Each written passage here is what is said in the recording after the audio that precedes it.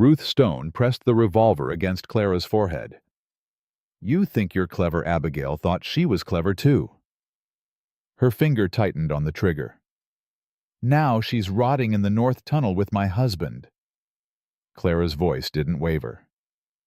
"Pull the trigger, but everything you've buried is already on its way to the federal marshal." Ruth's smile vanished. The hammer clicked back. Before we dive into Clara's dangerous journey, hit that subscribe button and comment with your city. Let me know how far this story travels. Now, let's begin. 3 months earlier. The train screeched to a stop, and Clara Weston's hands wouldn't stop shaking. $11. That's all she had left. $11 and a letter from a stranger who promised her survival. She stepped onto the platform. A woman grabbed her arm immediately. Hard. Urgent. "You're the Stone bride." Clara tried to pull back. "I'm Clara Weston. I'm here to meet—" "I know exactly who you're here to meet." The woman's eyes were wild. "Get back on that train. Right now." "I don't understand." The last one didn't understand either. The woman pulled her closer, her breath hot against Clara's ear. Her name was Abigail Monroe. Pretty thing, smart. Answered the same advertisement you did. Clara's stomach dropped. What happened to her? They said she went back east. Said she couldn't handle the isolation. The woman's grip tightened painfully. But nobody saw her leave. Nobody saw her board any train. One day she was there. Next day she was gone. And the Stones started looking for another bride. You're saying they killed her? I'm saying 7 families disappeared when they crossed the Stones. I'm saying you're walking into a slaughterhouse. Martha! A man's voice cut through the crowd. Sharp. Warning. The woman released Clara's arm like it burned her. Her face went blank instantly. Clara turned. A broad-shouldered man approached, sheriff's badge glinting on his chest. "Just welcoming the new arrival," Martha said. Her voice was completely different now. Flat. Dead. The sheriff smiled, but his eyes stayed cold. "Miss Weston, Elijah Stone's waiting for you. Wagon's around back." He walked away without waiting for a response. Clara looked for Martha, but the woman had vanished. All around her, people hurried past with their heads down. A man by the post office made the sign of the cross when she caught his eye. Her legs felt like they might give out. But she walked, because she had nowhere else to go. The wagon was behind the station. A man stood beside it, his back to her. "Mr. Stone." He turned. Handsome. That was her first thought. Rough-cut handsome, with brown hair that needed cutting and gray eyes that looked like they hadn't slept in weeks. But it was his expression that stopped her cold. He looked at her like he was already mourning her. "Miss Weston." He said her name like it hurt. "You actually came. Did you expect me not to?" He opened his mouth, closed it. Something dark passed across his face. "Get in the wagon." No greeting, no pleasantries. Just those 3 words. Clara climbed up, and he took the reins without looking at her. They rolled out of town in silence. 5 minutes passed. 10. Finally, she couldn't take it anymore. What happened to Abigail Monroe? His hands jerked on the reins. The horses stumbled. "Where did you hear that name?" "A woman at the station. Martha. She said Abigail answered your advertisement. She said nobody saw her leave." Elijah's jaw clenched so hard, she could see the muscle jumping. "Martha talks too much." "Is it true?" "Is what true? Did something happen to her?" Silence. Long, heavy. "Abigail left," he finally said. "She couldn't handle the isolation. The winters here are brutal." "That's not what I asked." He turned to look at her then, and his eyes were raw, haunted, like a man standing at the edge of a cliff. "Miss Weston, there are things about my family that I can't explain. Not yet. Maybe not ever." His voice dropped. "If you want to go back, I'll take you to the station right now. I'll give you money for a ticket wherever you want to go. No questions asked." Clara studied his face. He meant it. He was offering her an escape. But she thought about the $11 in her pocket. She thought about Philadelphia, about the lie that had destroyed her reputation, about the months of running with nowhere to land. "I'm staying," she said. Something flickered in his eyes. Relief, despair. She couldn't tell. "Then God help us both," he whispered. They crested a hill, and Clara's breath caught. She had expected a farm, a modest house, maybe a barn and some sheep. Instead, she saw an empire. The estate spread across the valley like a kingdom. Massive stone house, dozens of outbuildings, cattle covering the hills as far as she could see. Thousands of them. "You said you were a poor farmer." "No." Elijah's voice was flat. "I said I was a sheep farmer seeking a wife. I never said poor. The advertisement said simple, modest. I lied." Clara's heart pounded. "Why?" "Because my mother placed advertisements before. She described the wealth, the estate, the power." He pulled the wagon to a stop at the massive iron gates. The women who came wanted the money. They didn't last long. "What do you mean they didn't last?" He didn't answer. He just flicked the reins, and they passed through the gates. The brand worked into the iron caught her eye. A mountain over crossed pickaxes. "What is that symbol?" "The Stone family crest." His voice was bitter. "My father designed it. Said it represented the foundations we built this territory on." "What foundations?" Elijah's hands tightened on the reins until his knuckles went white. "Bones, Miss Weston. We built on bones." The front door opened before they reached the steps. The woman who stood there was tall and silver-haired, with a face that looked carved from the same stone as the house. Her eyes swept over Clara like she was evaluating livestock. "So, you're the new one." Clara lifted her chin. "I'm Clara Weston." "I know who you are." Ruth Stone descended the steps slowly, deliberately. "Younger than Abigail. Prettier, too, though that's not saying much." She circled Clara like a hawk. "Do you cook?" "Yes." "Clean?" "Yes." "Follow orders without asking questions?" Clara hesitated. Ruth's smile was ice. "Wrong answer." "Mother." Elijah stepped between them. "She just arrived. Give her time." "Time." Ruth laughed, and there was no warmth in it. "I gave Abigail time. Look how that turned out." Clara forced her voice steady. "What happened to Abigail?" Ruth's head snapped toward her. For a moment, something dangerous flickered in those cold eyes. "She left. Couldn't handle the isolation."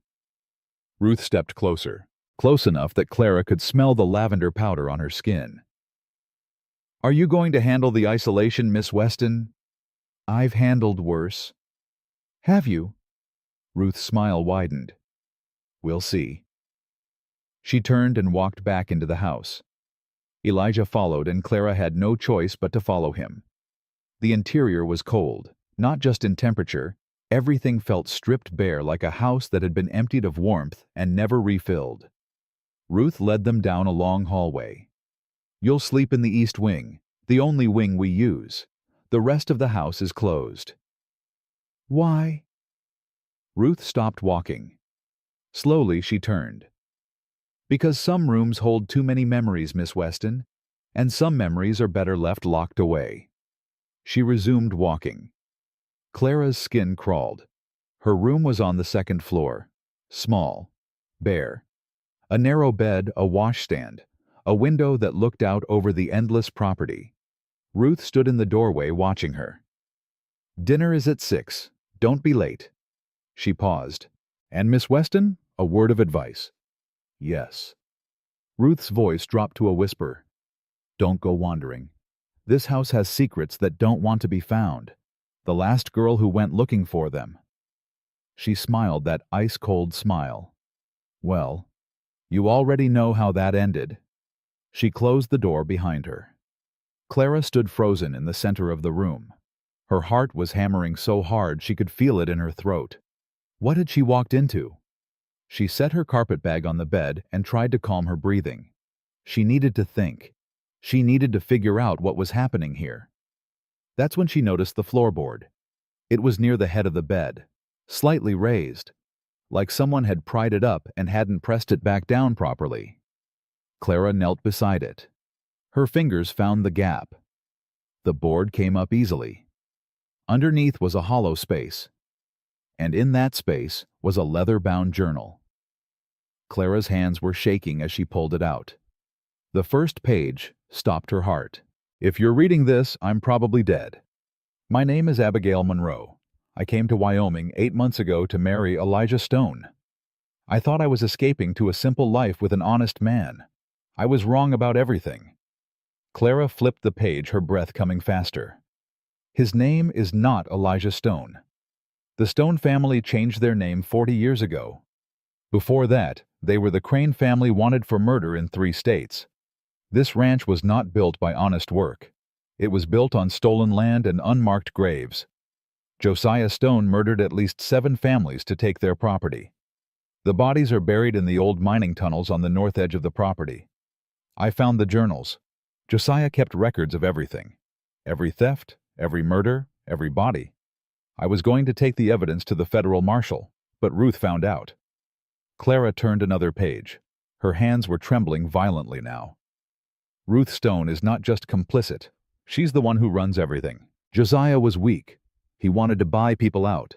Ruth decided that dead men can't testify. She's the one who gives the orders. She's the one who pulls the trigger.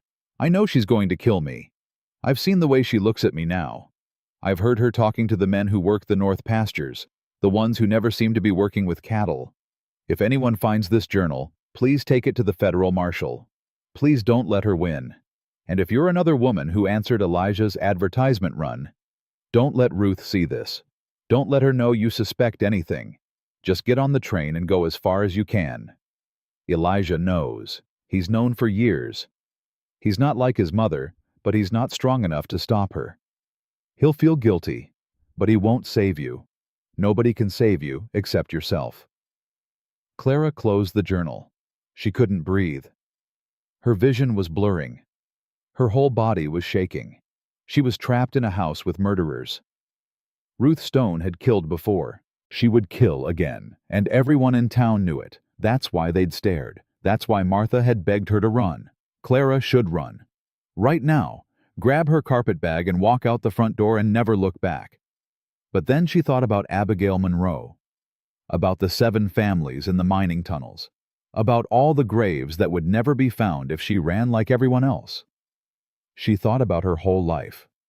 Running from poverty, running from scandal, running from the lie that had destroyed everything she'd built. She was so tired of running. Clara pressed the journal against her chest. Her heart was pounding. Her hands were still shaking. But when she spoke, her voice was steady. No, not this time.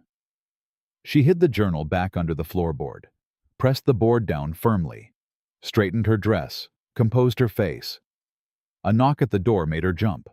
She opened it. Elijah stood in the hallway looking like a man walking to his own execution. "Dinner's in an hour," he said. "I thought you might want to see the house first." Clara looked at him. This man who knew what his family had done. This man who was too weak to stop it. "Yes," she said. "I would like that very much." She followed him out of the room, and silently she made a promise to the dead woman whose journal was hidden beneath her floor.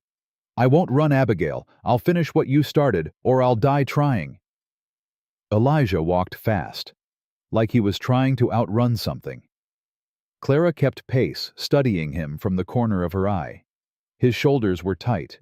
His hands kept clenching and unclenching at his sides. "The kitchen is through there," he said, gesturing vaguely. "The parlor, the library." "You're not going to show me—" "You'll find them."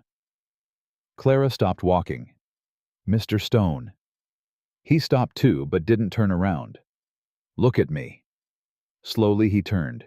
His face was pale, drawn. He looked like a man being eaten alive from the inside. "What happened to Abigail?" Clara asked. "I already told you. She left." "You're lying. His jaw tightened. "You don't know anything about me. I know you're scared.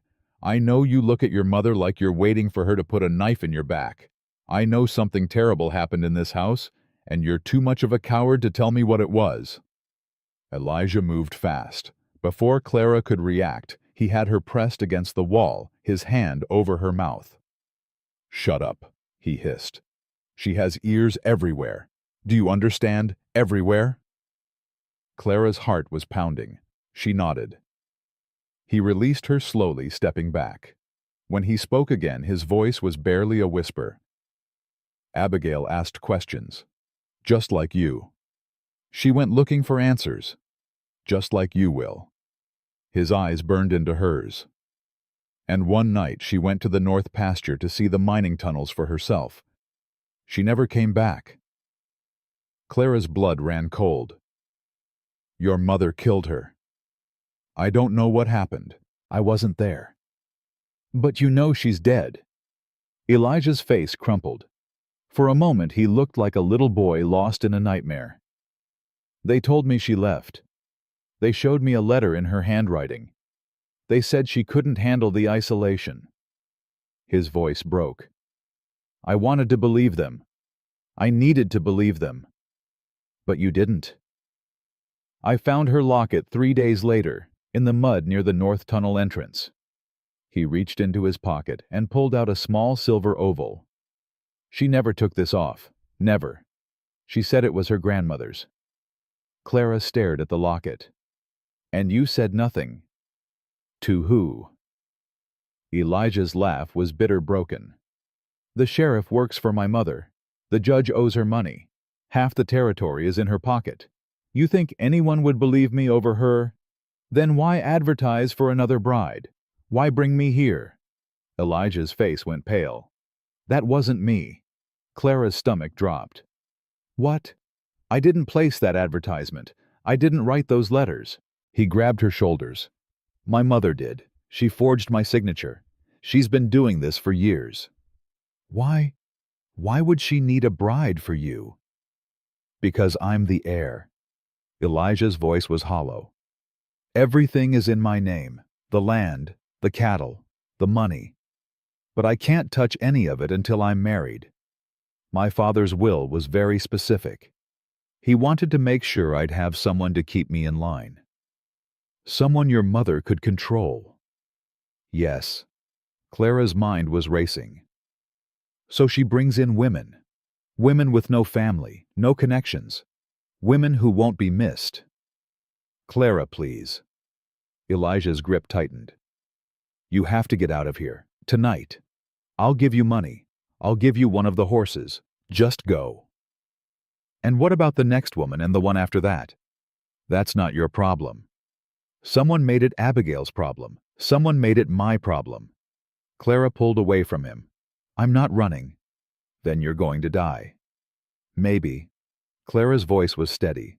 "But at least I'll die trying to stop her." Elijah stared at her like she'd lost her mind. Maybe she had. Footsteps echoed down the hallway. They both froze. Ruth appeared at the end of the corridor, her smile cold as a January wind. "There you are." She glided toward them. "I was wondering what was taking so long. The tour isn't that interesting." "I was showing Miss Weston the library," Elijah said.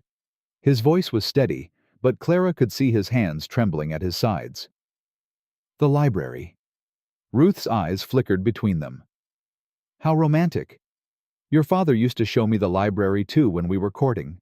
Of course he had other things on his mind." Clara forced a smile. "It's a beautiful house, Mrs. Stone." "It's a tomb, Miss Weston. Let's not pretend otherwise." Ruth linked her arm through Clara's, pulling her away from Elijah.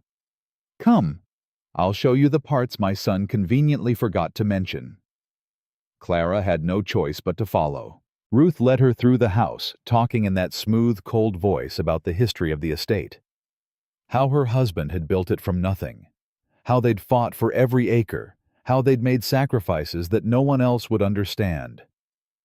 "This territory was lawless when we arrived," Ruth said. "The government was useless. The army was stretched thin. If you wanted something, you had to take it. And you took a lot. Ruth stopped walking. Her grip on Clara's arm tightened. I built an empire, Miss Weston. I gave my son a legacy that will last for generations. Everything I did for this family. Even the parts that required people to disappear. The silence stretched between them like a knife.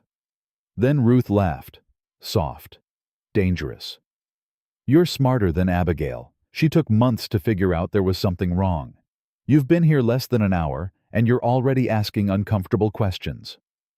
Clara's heart was pounding, but she kept her voice steady. I like to know what I'm walking into. Do you? Ruth leaned close. Her breath was warm against Clara's ear. Then let me be clear. This family has survived for 40 years because we do what needs to be done. We don't hesitate. We don't show mercy. And we don't tolerate people who stick their noses where they don't belong. Is that a threat, Mrs. Stone? It's a history lesson, Miss Weston. Ruth released her arm. The last woman who threatened this family is buried in a place where no one will ever find her. The woman before that is at the bottom of the river. And the woman before that, Ruth smiled. Well, let's just say there wasn't enough left to bury. Clara felt sick, but she didn't look away. Why are you telling me this? Because I want you to understand the stakes. Ruth's eyes were cold, empty. You can be a good wife to my son. You can run this household, bear his children, and live a comfortable life. Or you can be like Abigail, always asking questions, always looking for answers. She tilted her head. The choice is yours. And if I choose wrong? Ruth's smile widened. Then I'll add another grave to my collection. She walked away, her footsteps echoing through the empty hallway. Clara stood frozen. Her whole body was shaking. 3 women. At least 3 women dead by Ruth's hand. And those were just the brides. How many others had there been? How many people had Ruth Stone buried to build her empire? Clara pressed her hand against the wall to steady herself. She needed help. She needed someone outside this house, someone Ruth couldn't control, the federal marshal.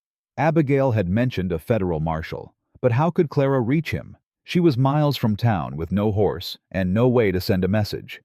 Ruth would be watching her every move. Think. Dinner that night was a silent affair. Ruth sat at the head of the table, eating with precise mechanical movements. Elijah sat across from Clara, staring at his plate like it held the answers to all his problems. Clara forced herself to eat, though every bite tasted like ash. You'll start your duties tomorrow, Ruth said suddenly. The household needs attention. The previous girl let things slide before she left. Yes, Mrs. Stone? You'll report to me each morning. I'll give you your tasks for the day. Of course. Ruth set down her fork. One more thing. The north pasture is off limits. The men there are doing important work, and they don't like to be disturbed. Clara looked up. What kind of work? Ruth's eyes narrowed. The kind that doesn't concern you. I was just curious. Curiosity is a dangerous quality, Miss Weston, especially in this house. Ruth picked up her fork again. Don't develop it. After dinner, Clara returned to her room. She locked the door, then wedged a chair under the handle. It wasn't much, but it might give her a few seconds of warning. She retrieved Abigail's journal from under the floorboard and sat on the bed, flipping through the pages she hadn't read yet. Abigail had been thorough. She'd documented everything. Dates, names, locations. A complete record of the Stone family's crimes. October 3rd. Found a box of letters in the locked room on the 3rd floor. They're from the families who used to own this land. Desperate letters begging Josiah to reconsider. Begging for more time. Some of them mention threats. Men showing up in the night. Cattle being slaughtered. Barns being burned. October 15th. Followed the ranch hands to the north pasture tonight. They didn't see me. They went into the old mining tunnel with shovels. They came out without them. I don't know what they were burying, but I know it wasn't just equipment. October 28th. I found Josiah's journal hidden in Ruth's bedroom.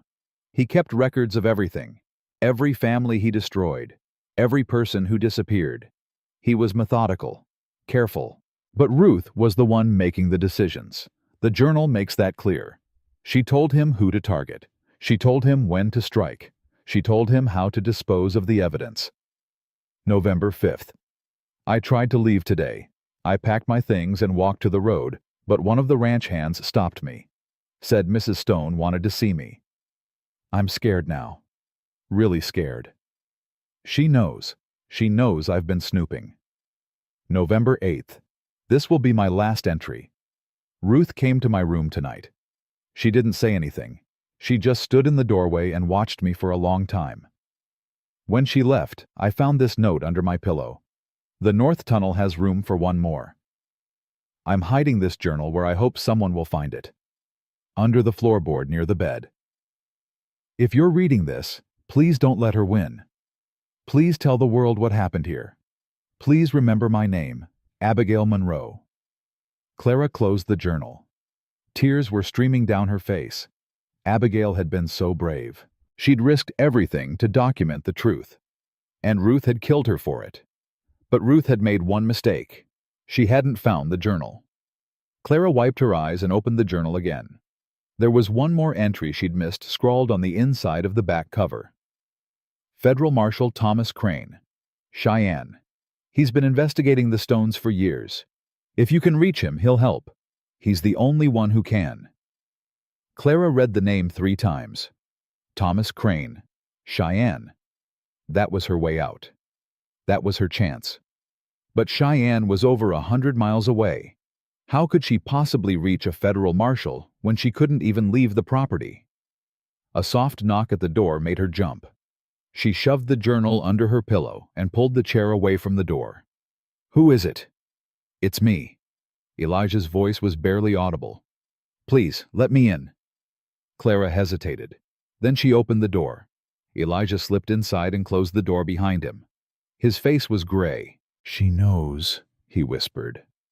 Clara's blood ran cold. What? My mother. She knows you're not just some desperate woman looking for a husband. She can tell. She always can.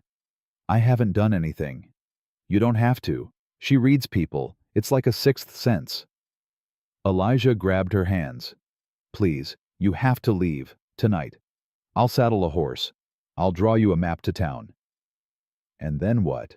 Run forever. Better than being dead. Clara pulled her hands away. Your mother has killed at least 4 women. Probably more. She's been doing this for decades, and nobody's stopped her. Because nobody can stop her. I can. Elijah stared at her like she'd just said she could fly. You're insane. Maybe, but I'm not a coward. He flinched like she'd slapped him. I've tried, he said. His voice was raw. You think I haven't tried? I've written letters to the territorial governor. I've tried to contact federal authorities. My mother intercepts everything. She has people everywhere. Then we need to get evidence out some other way. What evidence? The journals are locked in her bedroom. The bodies are buried in tunnels that stretch for miles. Nobody's going to believe us without proof. Clara was quiet for a moment. Abigail found the journals once. She documented everything. Elijah went still. What are you talking about? Clara reached under her pillow and pulled out Abigail's journal. Elijah's face went white. His hands shook as he took it from her. She hid this under the floorboard, Clara said. She knew your mother was going to kill her, so she left behind evidence. Names, dates, locations, everything.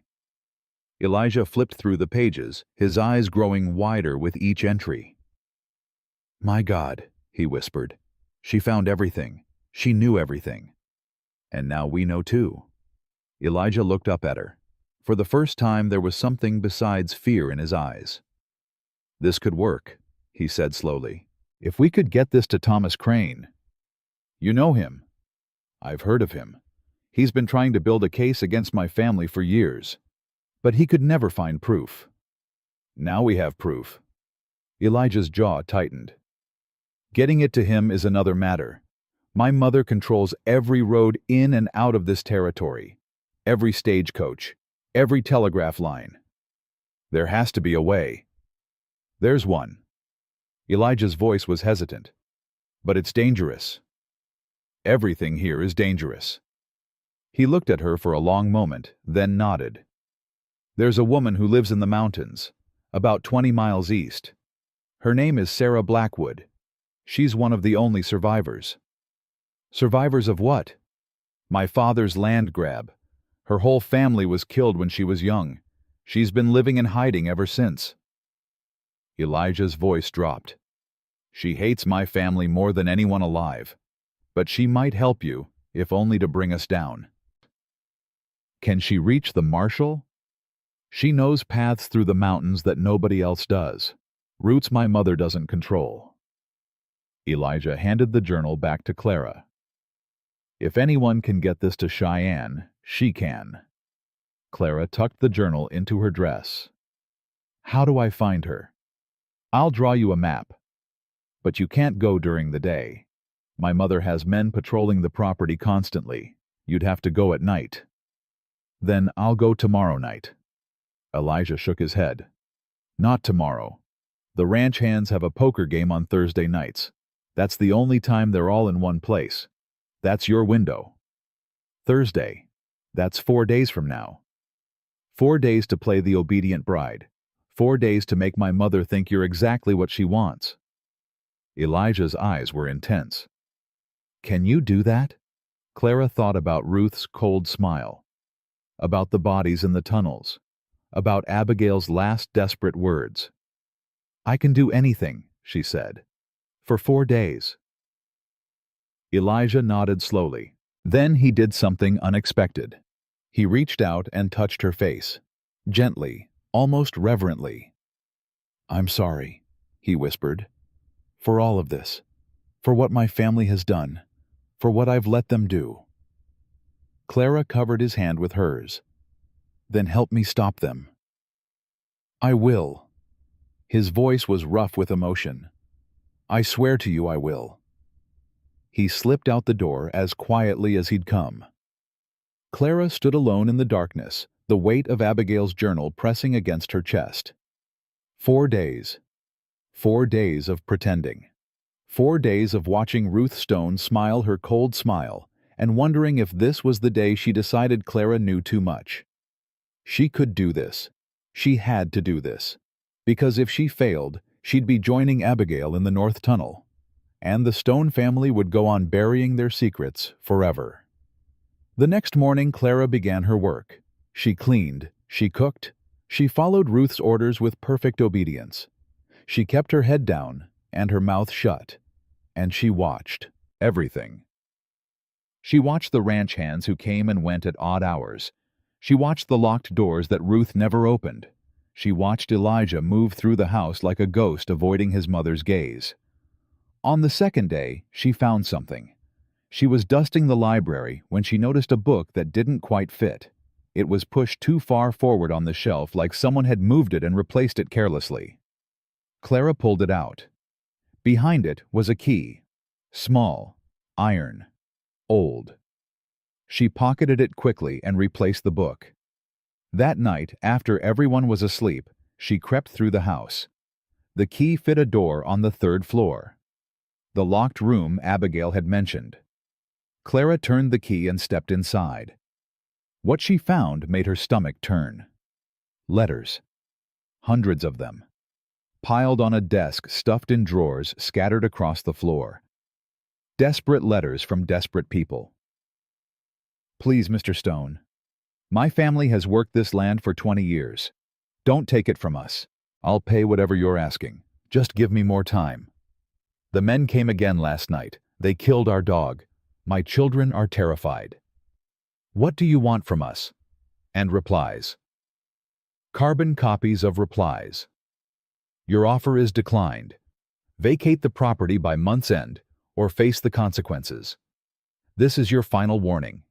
You were given a chance to leave peacefully. You chose otherwise. Clara's hands shook as she read letter after letter. Each one documented a family destroyed, a life shattered, a person silenced. And at the bottom of one pile, she found something that stopped her heart. A photograph. A woman bound and gagged, terror in her eyes. And on the back in Ruth's handwriting, another one who didn't listen. October 1889. Clara stared at the date. October 1889. That was Abigail. She was looking at a photograph of Abigail Monroe in the moments before her death. Clara pressed her hand over her mouth to keep from screaming. She had to get out. She had to get this evidence to the marshal. She had to make Ruth Stone pay for what she'd done. She gathered the most damning letters and the photograph, tucking them into her dress alongside Abigail's journal. Then she slipped out of the room and locked the door behind her. She was almost back to her own room when a voice came from the darkness. Couldn't sleep. Clara froze. Ruth Stone stepped out of the shadows. Her silver hair was loose around her shoulders. Her eyes were cold and flat. I was looking for the kitchen, Clara said. I wanted some water. The kitchen is on the first floor. You're on the third. Clara's heart was pounding so hard she was sure Ruth could hear it. I got lost. This house is very large. Ruth stepped closer. Her eyes swept over Clara's dress, lingering on the slight bulge where the documents were hidden. You're a terrible liar, Miss Weston. Ruth's voice was soft, almost kind. But I suppose that's what happens when you're young. You think you're clever. You think you can outsmart people who've been playing this game longer than you've been alive. I don't know what you mean. I think you do. Ruth reached out and touched Clara's cheek. Her fingers were ice cold. I think you found something you shouldn't have, and now you're trying to figure out what to do with it. Clara didn't breathe. Ruth leaned in close. Here's some advice, little girl. Whatever you found, put it back. Whatever you're planning, forget it. Because if I find out you've been sticking your nose where it doesn't belong... She smiled. Well, you've already seen what happens to curious women in this house. She stepped back. Go to bed, Miss Weston. Tomorrow is going to be a long day. She walked away, her footsteps silent on the wooden floor. Clara stood frozen in the hallway, the stolen documents burning against her skin. Ruth knew. She didn't know everything, but she knew enough. She was suspicious. She was watching. Clara had 4 days, but now she wasn't sure she'd survive that long. She made it back to her room and locked the door. She pulled out the documents and hid them with Abigail's journal under the floorboard. Then she sat on the bed and tried to stop shaking. She'd come here looking for survival. Instead, she'd found a war, and the enemy already knew she was fighting. Clara didn't sleep that night. Every creak of the house sounded like footsteps. Every gust of wind against the window sounded like someone trying to get in. She lay in the darkness with her eyes wide open, waiting for Ruth to come back and finish what she'd started. But morning came, and Clara was still alive. She washed her face with trembling hands and put on her work dress. She had 3 more days to survive, 3 more days of pretending. She could do this. The kitchen was empty when she arrived. Clara started the fire and began preparing breakfast, moving on autopilot while her mind raced through possibilities. She needed to get a message to the outside world. But how Ruth controlled everything.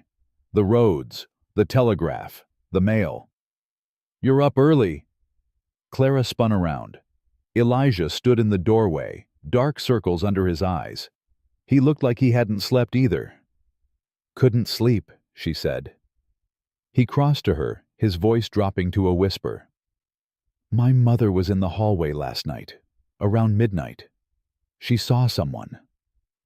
Clara's stomach dropped. I know. It was me. Elijah's face went gray. What happened? She caught me coming back to my room. She knows I found something. Did she see the documents? I don't think so, but she suspects. Clara gripped his arm. I can't wait until Thursday. It's too risky. She's going to search my room. If you run now, she'll have men after you within the hour. Then what do I do? Elijah was quiet for a moment. Then his eyes hardened with decision. I'll create a distraction, tonight.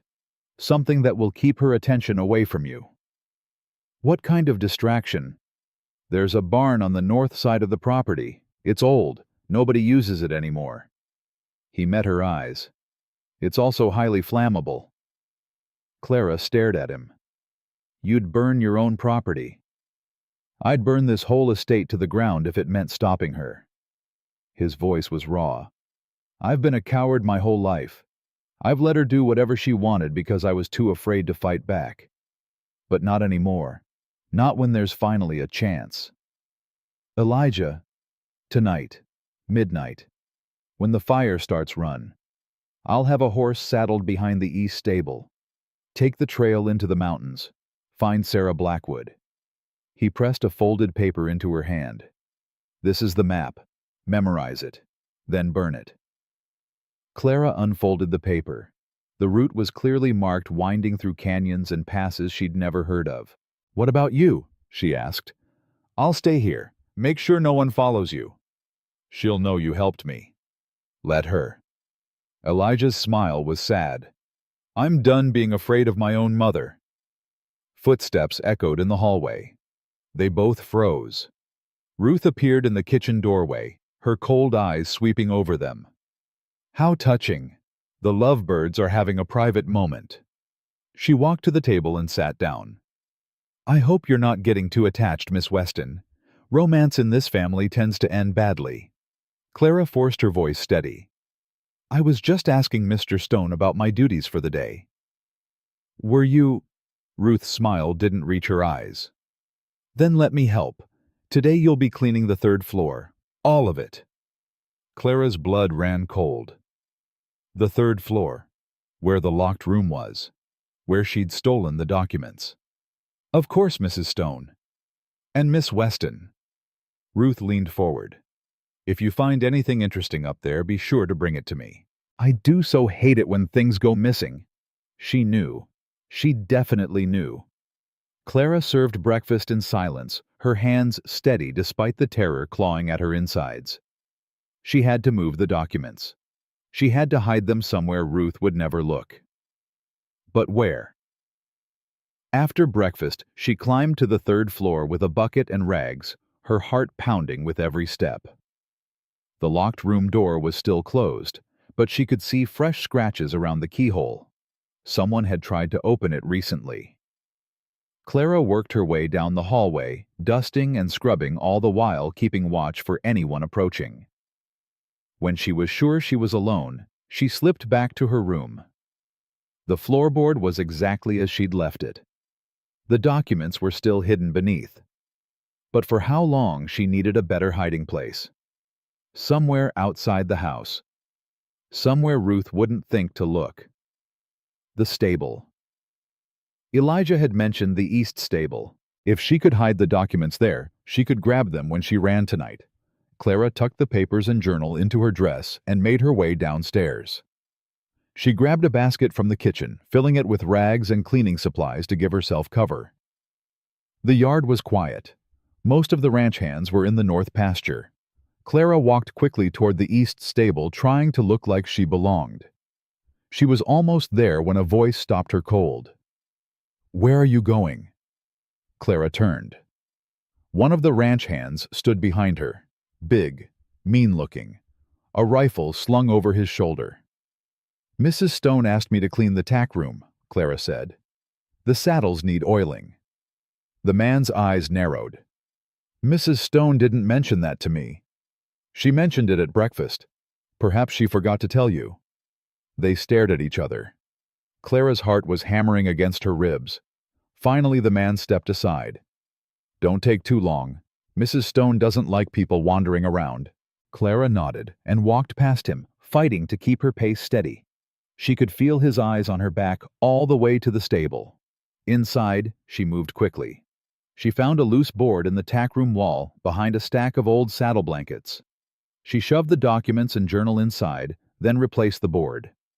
It wasn't perfect, but it was better than nothing. She was leaving the stable when she saw something that made her freeze. A man on horseback coming up the main road toward the house. He wasn't a ranch hand, he was wearing a suit. A government suit.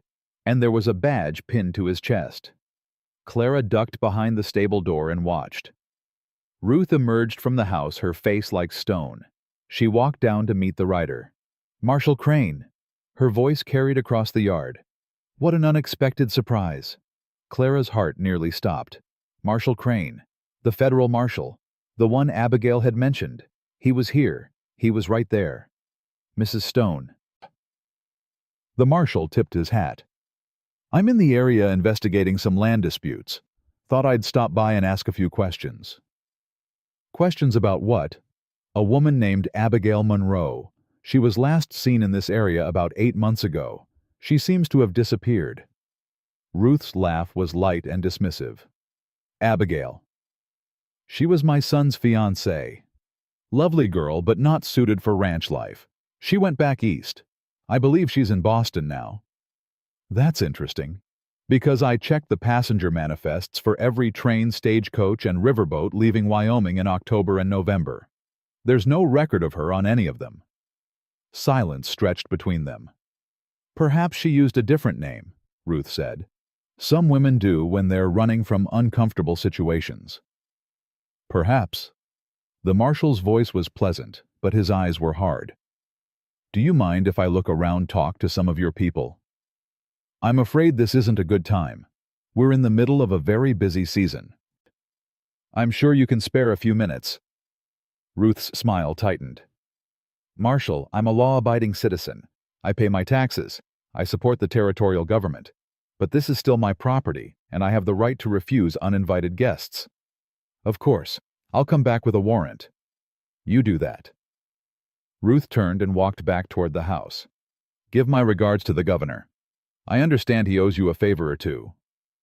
The marshal watched her go, his expression unreadable. Then he turned his horse and headed back down the road. Clara's mind was racing. The marshal was investigating. He was already suspicious. If she could get to him, if she could give him the evidence. She had to reach him. Tonight. She hurried back to the house, trying to look calm. Ruth was in the parlor when Clara passed, and those cold eyes followed her every step. "Did you finish cleaning the tack room?" Clara stopped. "Yes, Mrs. Stone." "Good. Did you see our visitor?" "I saw someone on the road. I didn't get a good look." Ruth stood and walked toward her, slow and deliberate. "That was Marshal Thomas Crane.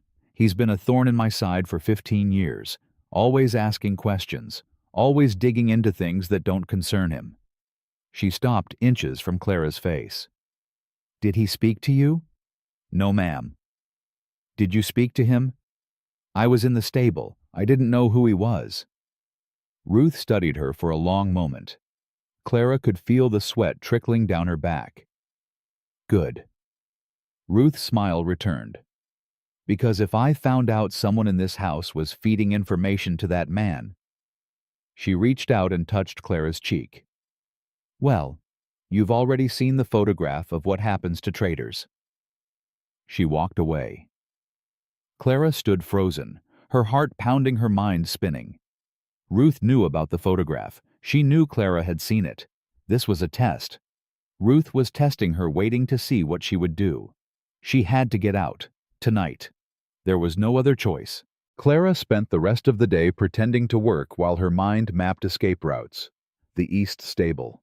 The mountain trail. Find Sarah Blackwood. Get to the marshal. Simple, straightforward, and almost certainly deadly. As darkness fell, Clara returned to her room and dressed in the warmest clothes she had. She tucked her mother's Bible into her pocket and checked the window. Clear view of the yard. She'd be able to see when the fire started. The hours crawled by. 10 o'clock. 11. 11:30. Clara sat by the window, barely breathing. And then, at midnight, exactly, the sky lit up with orange flame. The old barn was burning. Elijah had done it. Shouts erupted across the property. Men ran toward the fire. Ruth's voice carried through the night, sharp and commanding. This was her chance. Clara slipped out her window and dropped to the ground. Her ankle twisted on impact, but she ignored the pain and ran. The east stable was dark and empty. The horse was there, just like Elijah had promised, already saddled and ready. Clara grabbed the documents from their hiding place and shoved them into the saddlebag.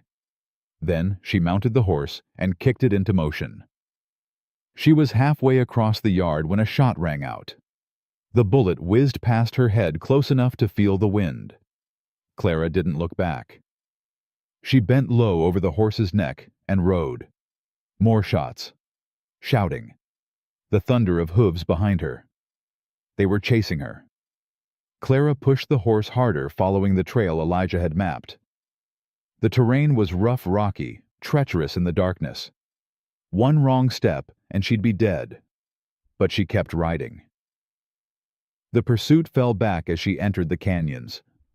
The rocky terrain made it dangerous for the chase party, and Clara knew paths they didn't. After an hour, she stopped to rest the horse. Her hands were shaking. Her heart was pounding. But she was alive. She pulled out Elijah's map and studied it in the moonlight. Sarah Blackwood's cabin was still 10 miles away, deep in the mountains. Clara urged the horse forward. She rode through the night, following the trail as it wound higher and higher into the mountains. The air grew thin and cold. Ice formed on the rocks. But she kept moving. Dawn was breaking when she finally saw it. A cabin half hidden among the pine trees.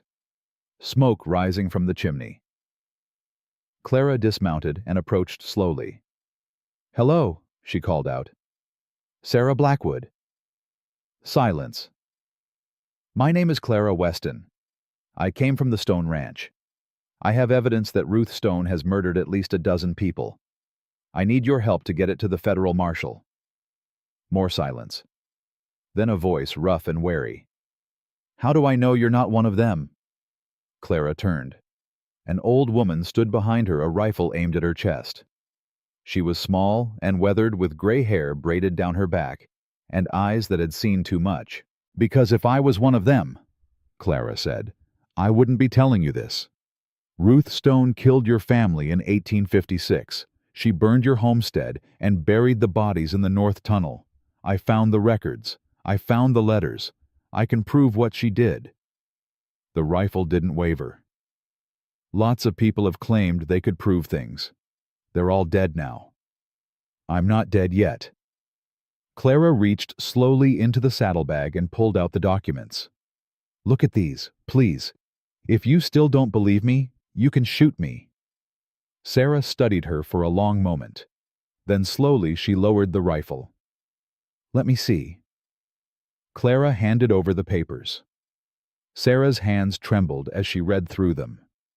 When she reached the letters from her own family, begging Josiah Stone to spare them, tears began streaming down her weathered face. "My mother wrote this," she whispered. "This is her handwriting. She wrote this the week before they killed her. I'm sorry. 40 years. Sarah's voice was thick with grief. 40 years I've waited for someone to find the truth. 40 years I've lived in hiding, knowing what they did, knowing nobody would believe me. They'll believe us now." Sarah looked up. Her eyes were red, but there was something new in them, something fierce. "You want to get to Marshall Crane?" "Yes." "He's in Cheyenne. That's 100 miles from here. Ruth has men watching every road." "I know. That's why I need you. Elijah said you know paths through the mountains that nobody else does." Sarah was quiet for a long moment. Then she handed the documents back to Clara.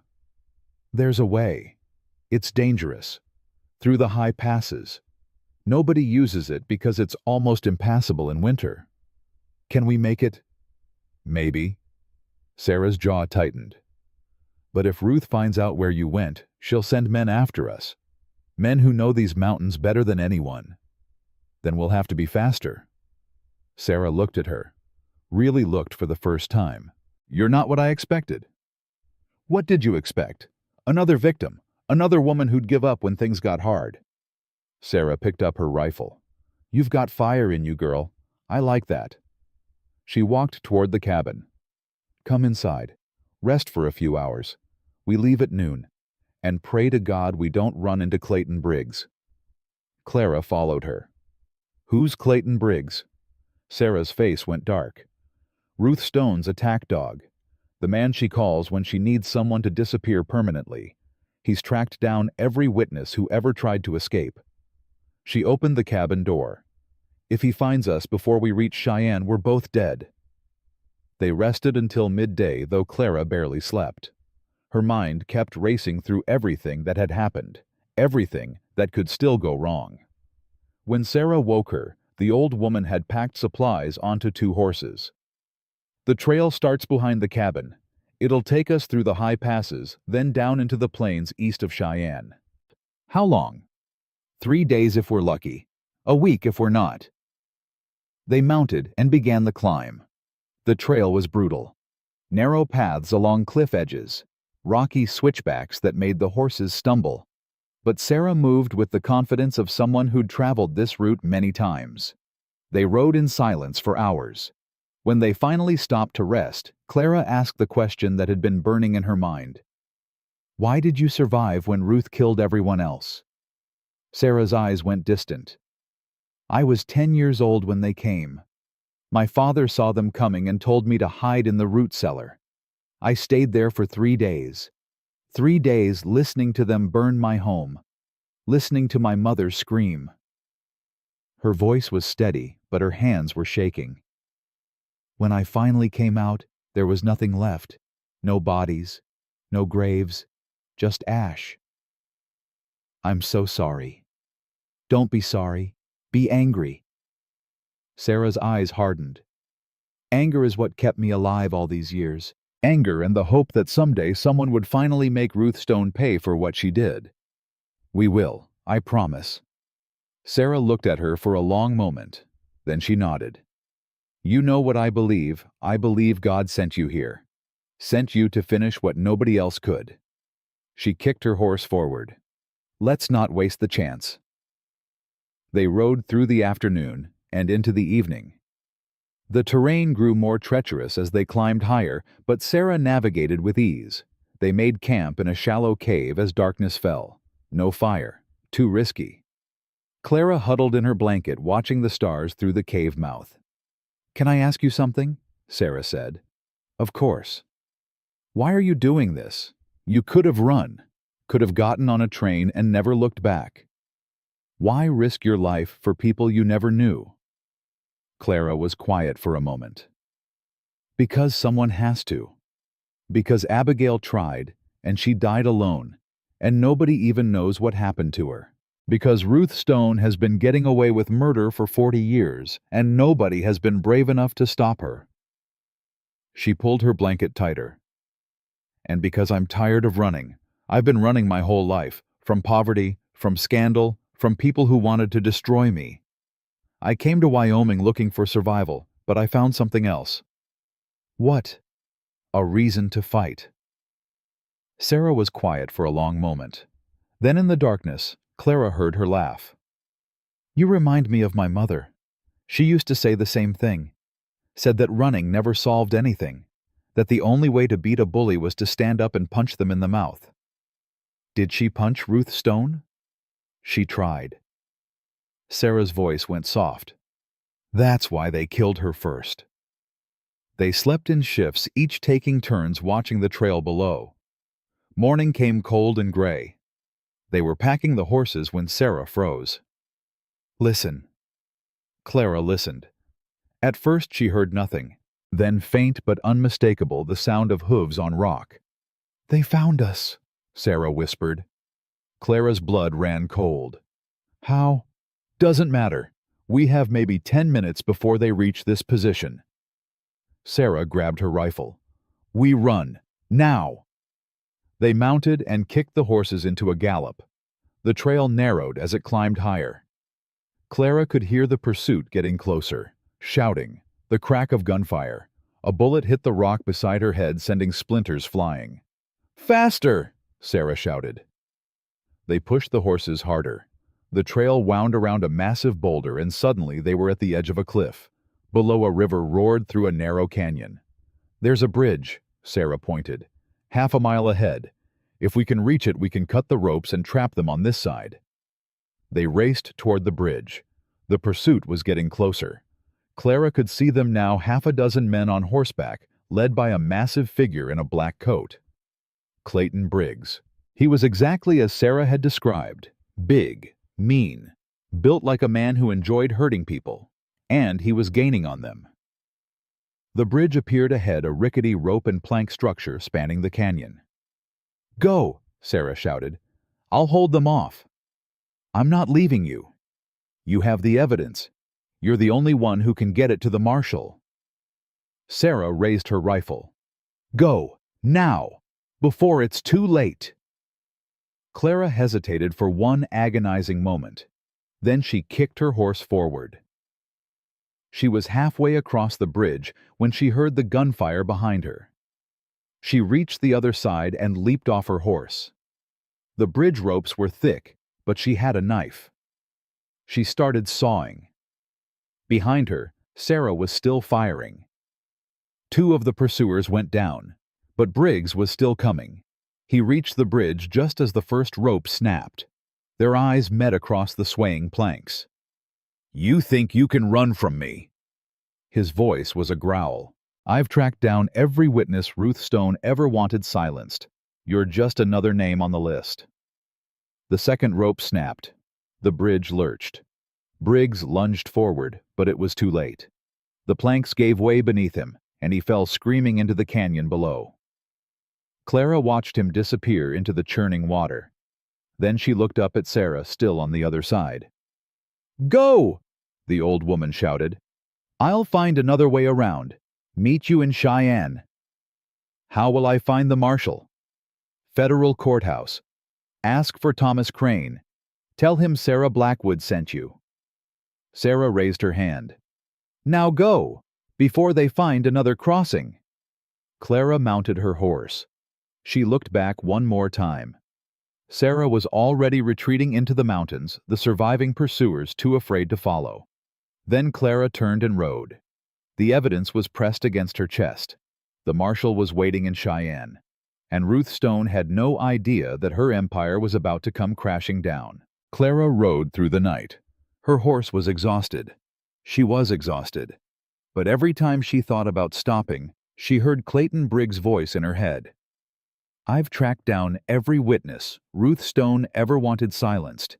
He was dead." She'd watched him fall. But Ruth had other men, other hunters.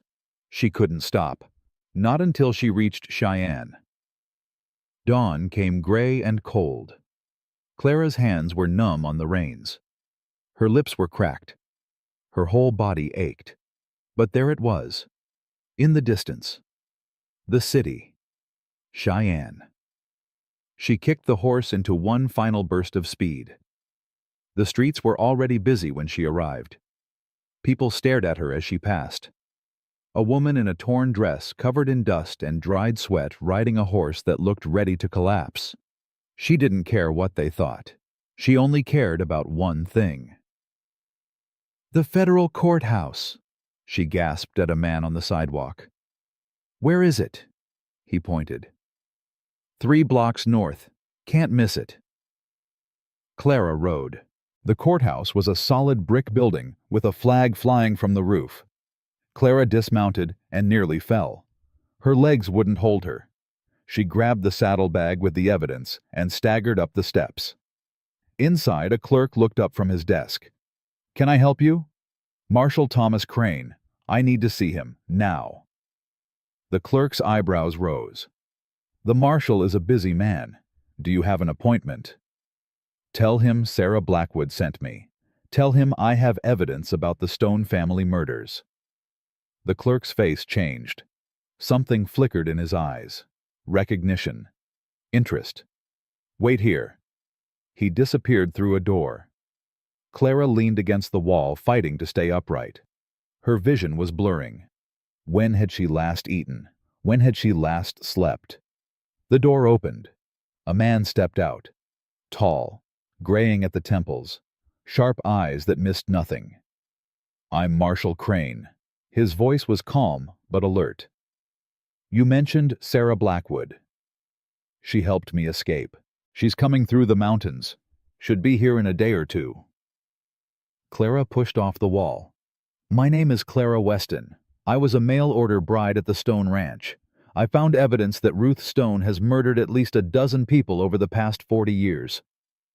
Crane's expression didn't change, but something shifted in his eyes. Come with me. He led her to a private office and closed the door. Show me what you have. Clara opened the saddlebag and spread the documents across his desk. Abigail's journal, the letters from desperate families, the photograph of Abigail bound and gagged. Crane studied each piece carefully. His face grew harder with every page. My God, he whispered. She documented everything. Abigail Monroe found the journals first. Ruth killed her for it, but she didn't find where Abigail hid her records. And you did. It was under the floorboard in my room. She left it for the next woman. For me. Crane looked up. You understand what this means? With this evidence, I can get warrants. I can arrest Ruth Stone. I can finally bring her down. Then do it, before she has time to destroy anything else. Crane was already moving. He grabbed his coat and opened the door. Deputy Harrison, get me Judge Patterson. Tell him it's urgent. Tell him we have the Stone evidence. Things moved fast after that. Within 2 hours, Clara was sitting in the judge's chambers telling her story again, and again, and again.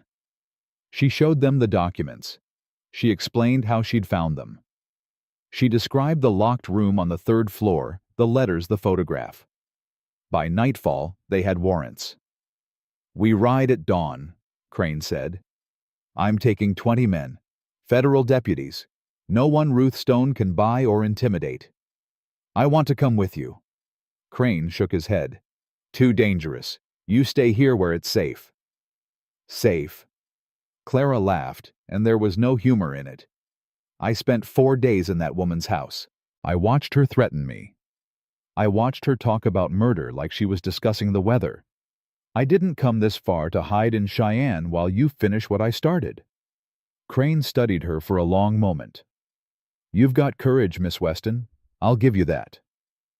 I've got more than courage. I've got a promise to keep. Clara's voice hardened. Abigail Monroe died trying to bring Ruth Stone to justice. I'm going to make sure she didn't die for nothing. Crane nodded slowly. All right. You can come. But you stay behind the deputies. And if shooting starts, you run. Understood? Understood. That night, Clara slept in a hotel room with a deputy standing guard outside her door. It was the first real sleep she'd had in days. She dreamed of Abigail Monroe, of the photograph, of Ruth's cold smile. And she dreamed of Elijah alone in that house with his mother waiting to see if Clara had made it. Dawn came too soon, and not soon enough. Clara dressed quickly and met Crane in the courthouse square. 20 deputies on horseback, armed and ready.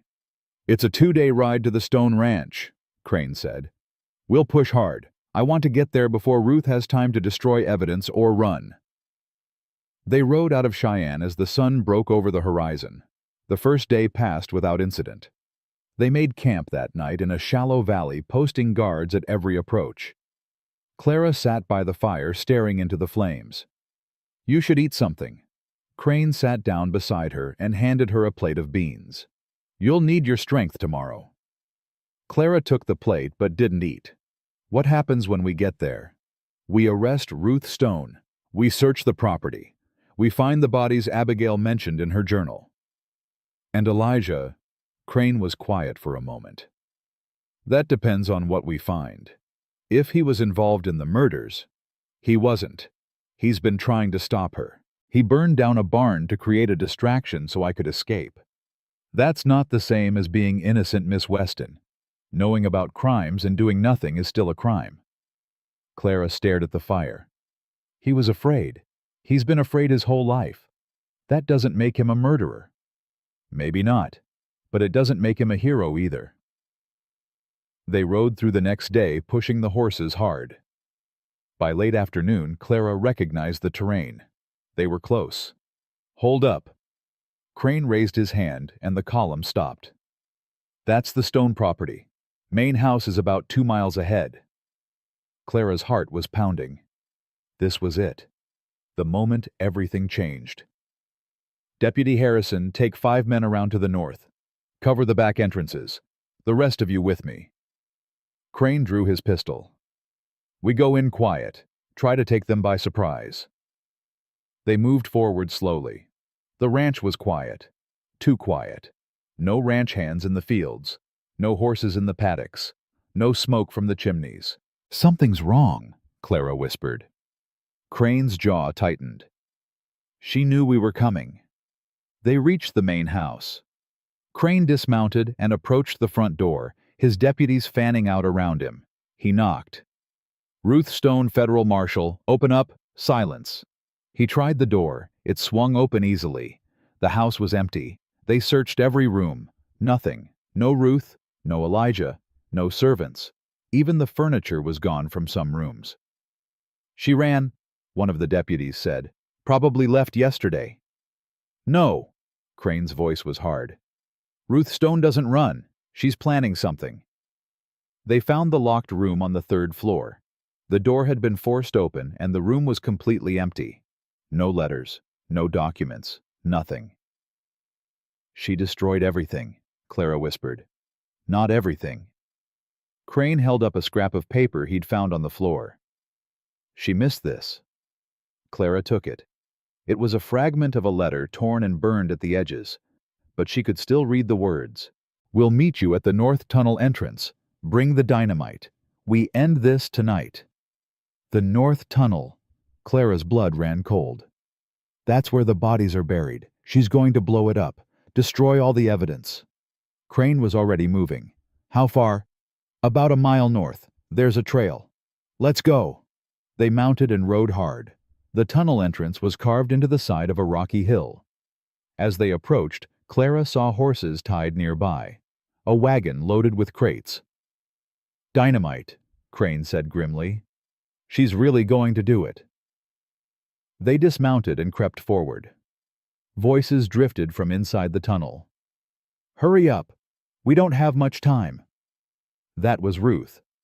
"Mother, please, this is insane. You're destroying evidence that could hang us both, Elijah."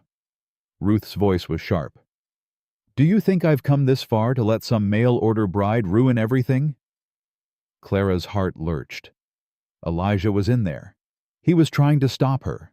Crane raised his hand, signaling his men to surround the entrance.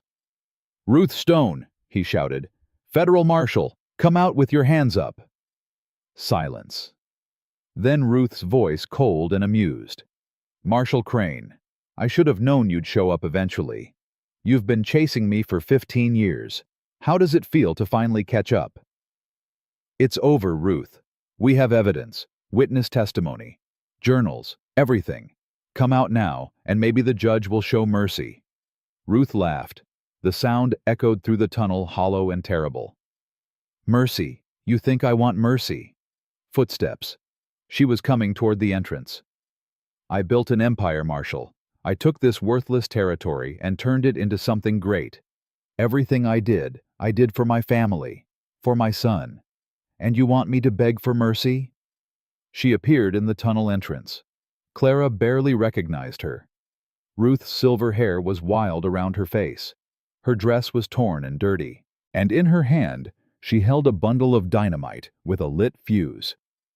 "One more step," Ruth said, "and I bring this whole hillside down on top of us. The evidence, the bodies, everything buried forever." Crane held up his hands. "Ruth, put down the dynamite. Let's talk about this." "Talk?" Ruth's eyes blazed. "I'm done talking. I've been talking my whole life. Talking to men who thought they could control me. Talking to lawmen who thought they could catch me. Talking to stupid girls who thought they could bring me down." Her eyes found Clara.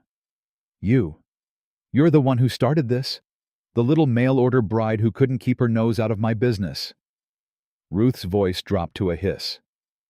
I should have killed you that first night. I knew you were trouble. I could see it in your eyes." Clara stepped forward. Crane tried to stop her, but she shook him off. "You're right," Clara said. "You should have killed me, but you didn't. You underestimated me, just like you underestimated Abigail. Just like you underestimated every woman who ever crossed your path. Abigail was weak. She couldn't handle what needed to be done. Abigail was brave. She found the truth and she died trying to share it. But she didn't fail."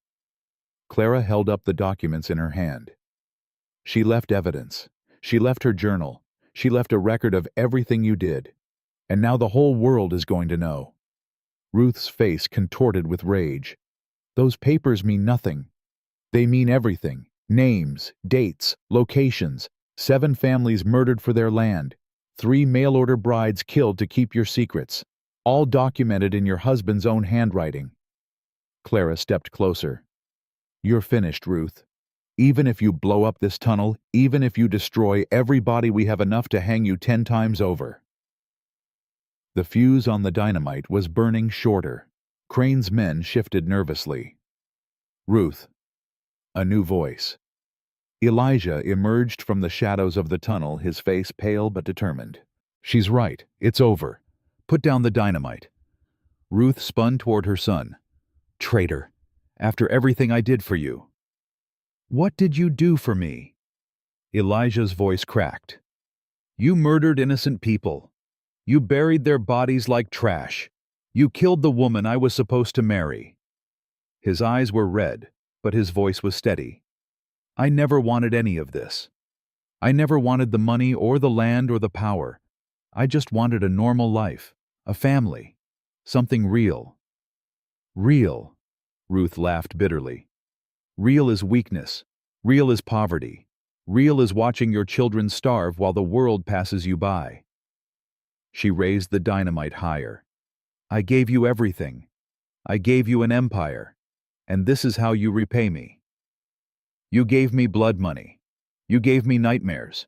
You gave me 40 years of knowing that everything I had was stolen from murdered families." Elijah stepped between Ruth and Clara. "I'm done. Whatever happens to me, I'm done being your son." Ruth stared at him. For a moment something flickered in her cold eyes, something that might have been pain. Then it was gone. "Fine." Her voice was ice. "If you won't stand with me, you can fall with me." She turned and ran back into the tunnel. "No!" Elijah sprinted after her. Clara moved without thinking. She grabbed a deputy's pistol and ran into the darkness. The tunnel was deep and winding. She could hear Ruth's footsteps ahead, could hear Elijah shouting for her to stop. The fuse was still burning. She could see its glow in the darkness. Clara ran faster. She rounded a corner and stopped dead. Ruth stood at the end of the tunnel beside a massive pile of dynamite crates. The fuse in her hand was almost burned down. Elijah stood between them, his hands raised. "Mother, please." "It's too late, Elijah." Ruth's voice was calm now, almost peaceful. "I'm not going to hang. I'm not going to rot in some prison cell while people spit on my name. I'm going to end this on my own terms. If you light that dynamite, we all die. Clara, me, everyone." "I know." Ruth smiled, and for a moment she almost looked human. "I've made peace with that."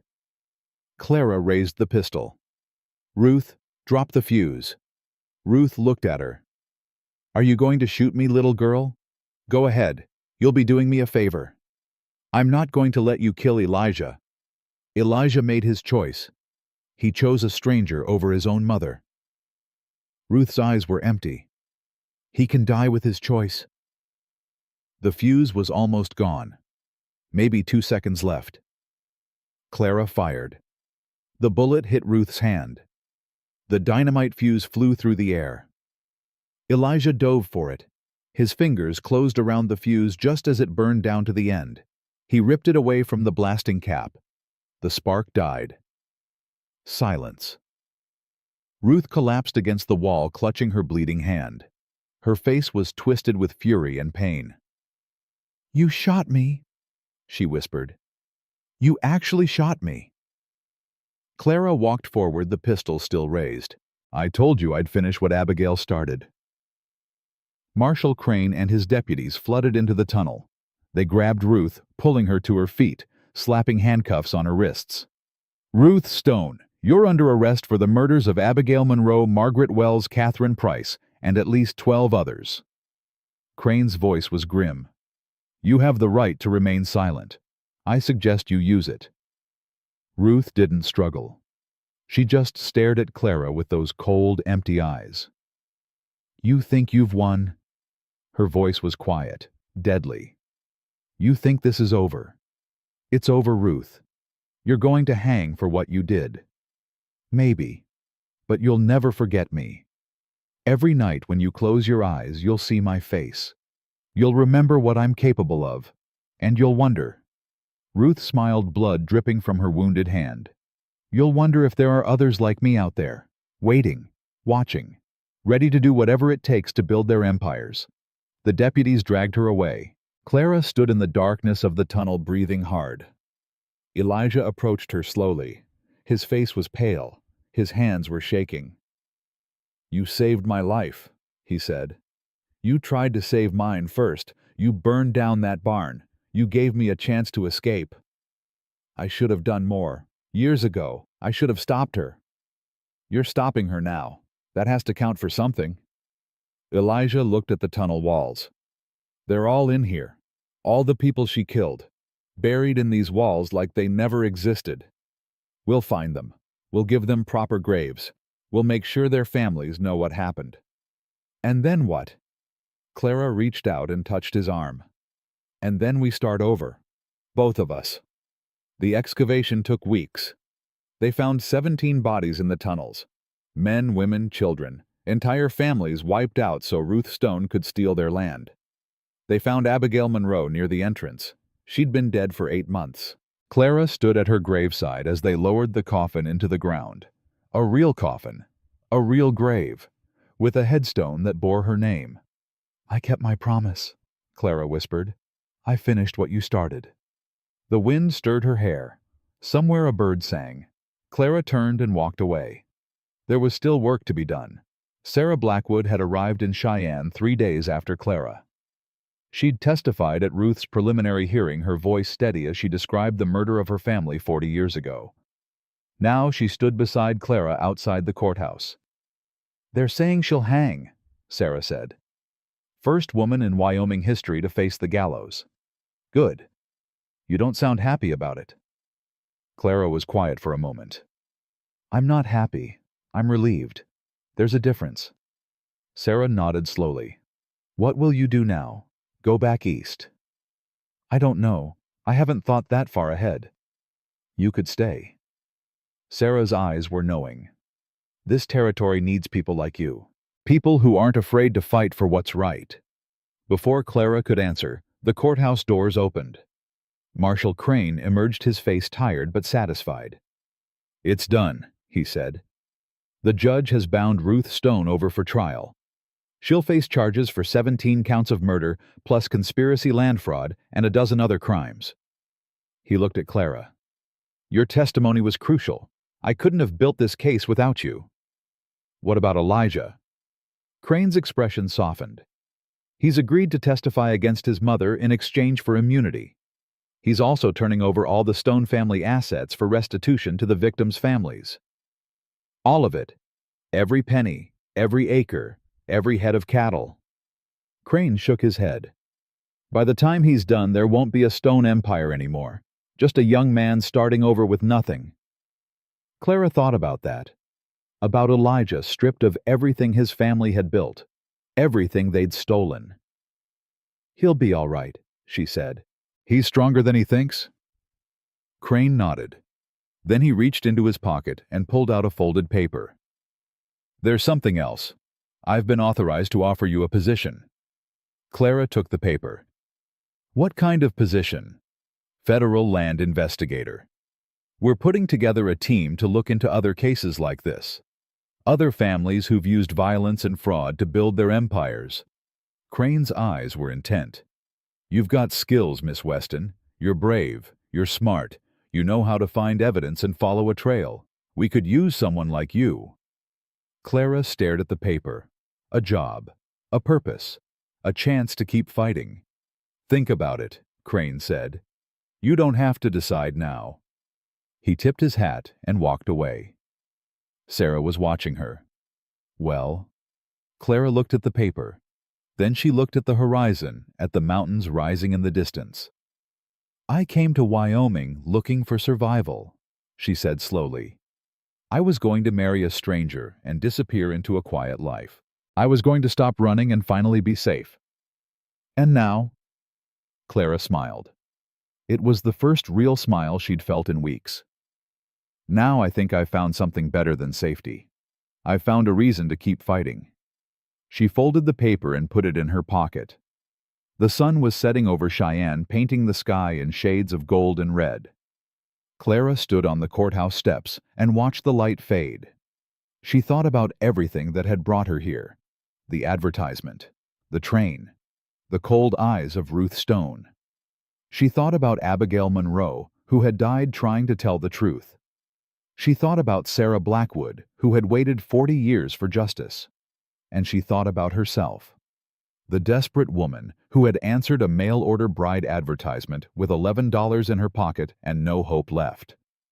That woman was gone. In her place stood someone new. Someone who had faced down a murderer and won. Someone who had found courage she never knew she had. Clara Weston had come to Wyoming to survive. She was staying to fight. The trial of Ruth Stone lasted 3 weeks. Clara sat in the front row every single day. She watched witness after witness take the stand. She watched the evidence pile up until even Ruth's expensive lawyers couldn't explain it away.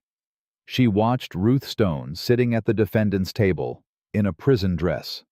Her silver hair now streaked with gray roots, her cold eyes never wavering, and she waited. Sarah Blackwood testified on the 4th day. Her voice was steady as she described hiding in the root cellar while her family burned. She named her parents, her brothers, her baby sister. She looked Ruth Stone directly in the eyes and said, "You murdered everyone I loved. I've waited 40 years for this moment." Ruth didn't flinch, didn't blink, just stared back with that empty reptilian gaze. But Clara saw something in the jury's faces. Horror. Revulsion. Fury. Good. Elijah testified on the 8th day. Clara's heart ached watching him walk to the witness stand. He looked smaller somehow, broken. Like a man who had finally stopped running from the truth and been crushed by it. "State your name for the record." "Elijah Stone." "And your relationship to the defendant?" Elijah's voice cracked. "She's my mother." The courtroom murmured. The judge called for order. The prosecutor approached slowly. "Mr. Stone, I'm going to ask you some difficult questions. Take your time." Elijah nodded. His hands were shaking. "When did you first become aware that your family's wealth was built on criminal activity?" "I was 19. I found a letter in my father's study. It was from a man named Thomas Whitfield, begging my father not to take his land, saying his family had worked that property for 3 generations. Elijah's voice was hollow. 2 weeks later, I heard my father telling my mother that the Whitfield problem had been solved. I asked what he meant. He laughed and said, I didn't need to worry about it. And what happened to the Whitfield family? We found their bodies in the North Tunnel last month, all 5 of them. The courtroom erupted. The judge banged his gavel. Order, order in the court. Clara watched Elijah's face. He was pale, sweating, but he didn't look away. Mr. Stone, did your mother ever directly discuss the murders with you? Not directly, not until the night Miss Weston escaped. Elijah took a shaky breath. That night my mother told me to help the men find her. I refused. She said if I didn't cooperate, I would end up like the others, like Abigail. She threatened to kill you. Yes. Her own son. Elijah's voice broke. My mother doesn't have a son. She has an heir. There's a difference. Ruth Stone showed no reaction. Her face was a mask. But Clara saw her hands clenched in her lap so tight, the knuckles were white. The testimony continued for hours. Elijah described finding Abigail's locket. He described the locked room on the 3rd floor. He described the night Clara escaped and his decision to burn down the barn. "Why did you help Miss Weston?" the prosecutor asked. Elijah looked at Clara for the first time since he'd taken the stand. "Because I was tired of being afraid. Because I couldn't live with myself anymore knowing what my family had done and doing nothing about it." His eyes were red. "And because she was the first person who ever looked at me like I could be something other than my mother's son." Clara's throat tightened. She wanted to look away, but she couldn't. "No further questions," the prosecutor said. Ruth's lawyer stood for cross-examination. "Mr. Stone, isn't it true that you stand to inherit a great deal of money if your mother is convicted? I've signed over every asset to the restitution fund. I won't inherit anything." "Convenient. And isn't it true that you were involved in a romantic relationship with Miss Weston, the prosecution's key witness?" Elijah's jaw tightened. "We were engaged to be married, by correspondence. We never consummated any relationship." "So you expect this jury to believe that you burned down your own property and betrayed your own mother out of pure moral conviction? Not because you were infatuated with a pretty girl who told you what you wanted to hear. I betrayed my mother because she's a murderer." Elijah's voice was hard now. "Certain. I've spent my entire life making excuses for her, telling myself she had reasons, telling myself I couldn't stop her. But the truth is I was a coward. I knew people were dying and I did nothing." He looked at the jury. "I'm not asking for forgiveness. I'm just telling the truth." Finally, the defense lawyer sat down. Clara testified on the 12th day. She told the jury everything. The advertisement, the arrival, Martha's warning at the train station, Ruth's threats, the discovery of Abigail's journal. She described the night she found the photograph of Abigail bound and gagged, the terror of running through the darkness with bullets flying past her head, the desperate race to reach Marshall Crane before Ruth could silence her forever. "Miss Weston," the prosecutor said, "you risked your life to bring this evidence to the authorities. Why?" Clara looked at Ruth Stone. "Because someone had to. Because Abigail Monroe died trying to tell the truth, and I wasn't going to let her die for nothing. Because every person buried in that tunnel deserved justice, even if they'd been waiting 40 years to get it." No further questions. Ruth's lawyer approached for cross-examination. "Miss Weston, you came to Wyoming as a mail-order bride, correct?" "Yes."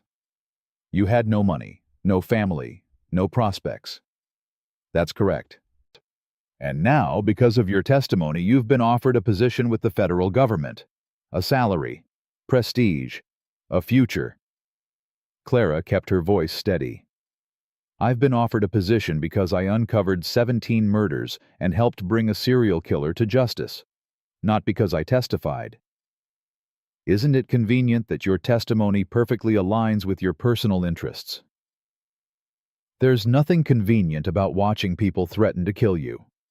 There's nothing convenient about running through the mountains with men shooting at you. There's nothing convenient about reading the last words of a woman who knew she was about to die." Clara leaned forward. "I'm not here for money or prestige.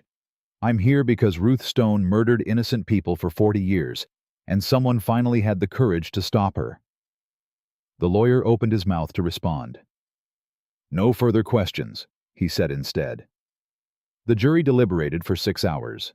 Clara sat in the hallway with Sarah and Elijah, none of them speaking.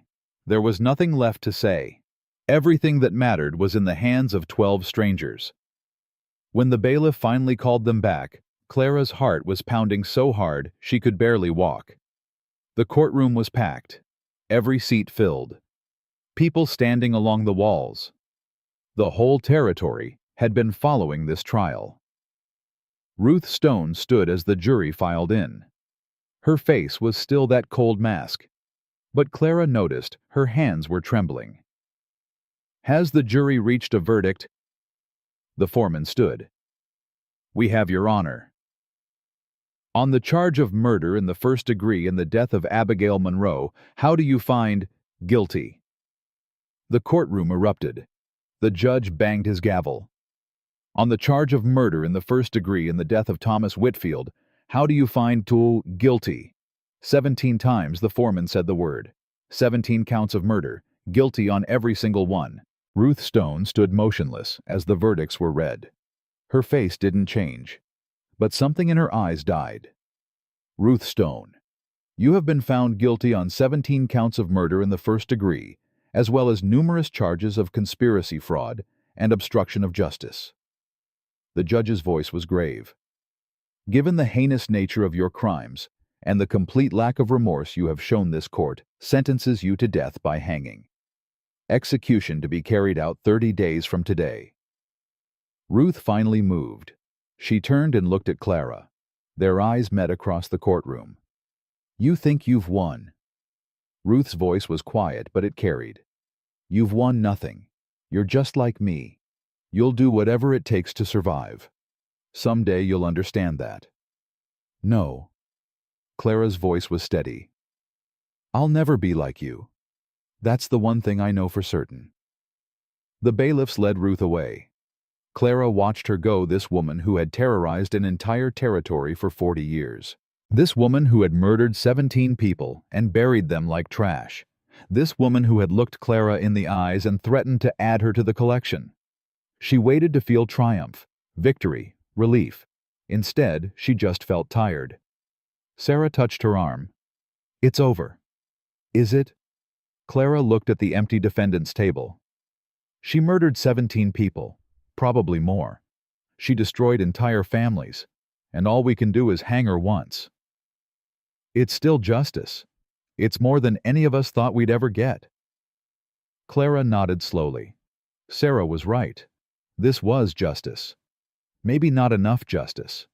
Maybe not complete justice. But more than Ruth Stone's victims had ever hoped for. It had to be enough. The execution was scheduled for a Saturday. Clara didn't attend. She couldn't. She'd seen enough of Ruth Stone to last a lifetime. Instead, she spent the day at the cemetery, standing beside Abigail Monroe's grave. "It's done," she said quietly. "She's gone. She'll never hurt anyone again." The wind rustled through the grass. Somewhere a meadowlark sang. I wish you could have seen it. The trial, the verdict. All those people finally getting to tell the truth about what happened to them. Clara wiped her eyes. "You started this, Abigail. You found the evidence. You wrote it all down. You hid that journal where I could find it. If it wasn't for you, she would have gotten away with everything." She laid a single wildflower on the grave. "Thank you. For being brave. For fighting even when you knew you couldn't win. For leaving a trail that someone else could follow." She stood in silence for a long moment. Then she walked away. Marshal Crane was waiting for her at the cemetery gate. "It's over," he said. "She's gone." Clara nodded. "How did she die?" Quietly.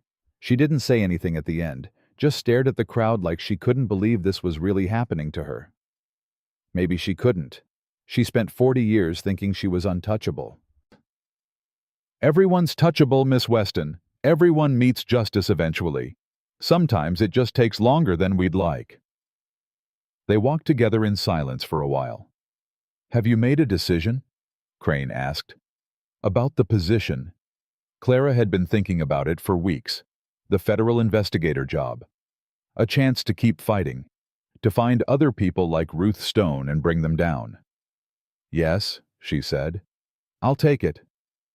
Crane smiled. "Good. We've already got a case for you. Land fraud in the Montana Territory. A family called Morrison. Same pattern as the Stones. Intimidation, violence, disappearances. When do I start?" "Tomorrow, if you're ready." Clara thought about that. Tomorrow, a new case, a new fight. "I'm ready." She found Elijah that afternoon. He was at the Stone Ranch, or what was left of it. The property had been seized by the federal government and was being divided up among the families Ruth had victimized. Elijah stood in front of the main house, staring at its cold gray walls. "Strange, isn't it?" he said when Clara approached. "I grew up here. I thought this was my home, but it never felt like home. It always felt like a prison. What will you do now?" "Start over. Somewhere nobody knows the Stone name. Somewhere I can build something honest." He turned to look at her. "What about you?" "I took the job, federal investigator. I leave for Montana tomorrow." Something passed across his face. Sadness. Acceptance. "I thought you might." "Elijah, don't." He held up his hand. "You don't owe me anything, Clara. I'm not the man you agreed to marry. I'm not even sure I know who I am anymore. I just know that I need to figure it out, and I can't do that by holding on to something that was never real." Clara reached out and took his hand. It was real. Maybe not the way we expected, but what we went through together, what we survived together, that was real. Elijah's eyes glistened. "You saved my life, not just in the tunnel. Before that, you showed me that it was possible to stand up to her, that I didn't have to be afraid anymore. You saved yourself, Elijah. You made the choice. You lit the fire. You testified against your own mother. That took more courage than anything I did." "Maybe." He squeezed her hand. "Will I see you again?" "I don't know. Maybe. If you ever need me." "I'll find you." He smiled, and it was the first real smile she'd seen on his face. "Take care of yourself, Clara Weston. The world needs more people like you." He released her hand and walked away. Clara watched him go. This man she'd almost married. This man who had been broken by his own family and was finally trying to put himself back together. She hoped he would find peace. She hoped he would build the honest life he'd always wanted. But she knew their paths were leading in different directions now, and that was okay. Some people came into your life to stay. Others came to change you. Elijah had changed her. That would have to be enough. Sarah Blackwood was waiting at the train station the next morning. "You didn't think I'd let you leave without saying goodbye?" Clara smiled. "I was hoping you'd come." They embraced. Two women who had been brought together by tragedy and bound together by justice. "What will you do now?" Clara asked. "Go home." Sarah's voice was soft. "I've been hiding in those mountains for 40 years. Hiding from Ruth Stone. Hiding from my own memories. But I'm done hiding." "Where's home?" "The land my family used to own. Part of it is being returned to me through the restitution program. It's not much, just a few acres. But it's mine, and I'm going to rebuild." "That sounds perfect." Sarah reached into her pocket and pulled out a folded piece of paper. "I want you to have this. My mother wrote it the week before she died. I've kept it all these years." Clara unfolded the paper. The handwriting was faded, but still legible. "To whoever finds this, do not let them win. Do not let our deaths be forgotten. Fight back. Even if you lose, fight back. Because giving up is the only true defeat." Clara's eyes filled with tears. "She sounds like a remarkable woman." "She was. You would have liked her." Sarah touched Clara's cheek. "She would have liked you too. She would have seen herself in you." The train whistle blew. "That's me," Clara said. "Go, change the world." Sarah stepped back. "And if you ever need anything, you know where to find me." "I do." Clara boarded the train. She found a seat by the window and watched as the station fell away behind her. Sarah stood on the platform, waving, growing smaller and smaller, until she disappeared entirely. Clara leaned back in her seat and closed her eyes. 1 year ago, she had been a disgraced schoolteacher in Philadelphia, running from a scandal she didn't create. She had answered a mail-order bride advertisement out of desperation, expecting nothing more than survival. Now she was a federal investigator heading to Montana to bring down another corrupt empire. She had helped expose a murderer. She had testified in the trial of the century. She had found courage she never knew she possessed. She opened Abigail's journal, which she still carried with her everywhere. The last page was blank. Clara pulled out a pencil and began to write. My name is Clara Weston. I came to Wyoming as a mail-order bride, expecting to trade my freedom for security. Instead, I found something I never expected: a purpose. I learned that security means nothing if it's built on lies. I learned that survival isn't living if you have to become a monster to achieve it. I learned that the most valuable things in life can't be given by others. They have to be earned, fought for, defended. Abigail Monroe died trying to tell the truth. She never got to see justice done, but her words lived on. Her courage lived on. And because of her, a killer was brought to account. I'm writing this because someday someone else might find themselves in a similar situation. Trapped, alone, facing an enemy too powerful to defeat. To that person I say this: do not give up. Do not run. Fight back. Because the only way evil wins is when good people stay silent. And I will never be silent again. Clara closed the journal. The train carried her north toward mountains she'd never seen, and battles she couldn't yet imagine. She thought about Ruth Stone hanging from a gallows rope. She thought about Abigail Monroe finally at rest. She thought about Sarah Blackwood rebuilding on land that had been stolen from her family 40 years ago. And she thought about herself, the woman she used to be, the woman she had become. 6 months ago she had stepped off a train in Bitter Creek with $11 in her pocket and no hope left. Now she was riding toward a new future. Not as a bride, not as a victim, but as a fighter. The train whistle screamed. Clara smiled. She had come to Wyoming looking for survival. She had found something far more valuable. She had found herself. The mail-order bride was gone. In her place stood a woman who answered to no one, who feared nothing, and who would spend the rest of her life making sure that people like Ruth Stone never won again. Clara Weston had finally stopped running, and she would never run again.